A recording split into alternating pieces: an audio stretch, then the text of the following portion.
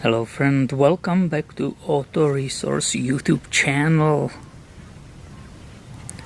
I have here 2002 Volkswagen Golf TDI, which has a problem with the rear brakes. To be specific, there is a frozen piston in the rear brake caliper. If you want to see how I deal with it, follow me in this video. This whole thing was diagnosed by the German specialist here in the town as a basically seized piston in the brake caliper, right? And therefore complete unit replacement, right? This lever for the parking brake was seized. This piston was seized. So basically, because I don't believe everything has to be replaced immediately, I took a chance and I started applying that PB penetrating catalyst to the area. Right here I will show you where, to the area of the parking brake, right? Because this lever couldn't be moved. And also obviously lifting the dust boot right here and carefully and slowly shooting inside this PB blaster catalyst in the hope, obviously, of losing or freeing this part so they can start operate again.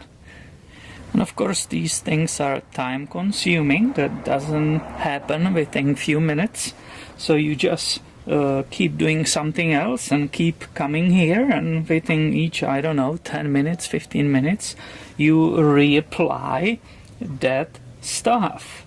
And sure enough, I seriously couldn't move this lever even with the pliers or hitting it. And look what happened after approximately 2 hours, right? This lever started perfectly operating again. This is absolutely fantastic. You can see how it works. And I can feel it here on the piston when I touch it, right? You can see that it's forcing the piston inside, so the parking brake is working basically correctly, right? Let me show you this way. So now it nicely goes in. And when I let the lever out, the piston goes back. That's very important, right? It's not traveling only one way. That was the problem before. So this is very nicely, look at it, working again, coming back. The piston is moving correctly. Now I just need to make sure that I will be able to push the piston back inside of this caliper. And obviously you need a special tool for it, because this is the screw-on. The simplest one will be probably this one, right, this thing. But you will need quite a lot of pressure, right? And what do? You are turning it. But if you don't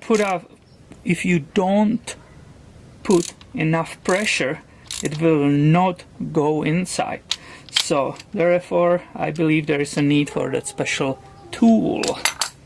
You can buy these tools in different places. This is the one, for example, which sells Harbor Freight. You can see the different adapters for different cars and makes, and you can see the whole unit right here. And I will be turning it in, right? I'm slowly turning that piston inside of the brake caliper. And what it does, it's going inside while being turned, which the normal cheap tools which you can buy for 10 bucks, right? They can do it. They are just pushing it in but not rotating. This is the upgrade. So basically I'm rotating here the piston, right? You see it, see the detail, right? And that's really important. While I'm doing it slowly, and I'm also having the hood open and I'm observing the brake fluid reservoir in the engine bay area. that the level doesn't go over and it doesn't overflow there, right? I want to avoid it. So I'm doing this slowly. And regarding the Volkswagen, this is really important reset. Let me read what they say about it. They basically call this procedure resetting Caliper's automatic adjustment mechanism by turning the piston clockwise while pushing piston in. Now here are their warnings. They say caution. If the piston is not reset correctly, or if the brake pedal is operated with the caliper removed, the automatic adjustment mechanism will be destroyed. Wow. So you see, you have to use the right tools because you don't want to destroy this mechanism. And I carefully continue, not using too much pressure on it, until I will feel that the piston is all the way in. Now I will remove the tool by unscrewing this part. And here you go, check it out. The piston is correctly installed in the caliper. Now I'm going to wipe off all that excess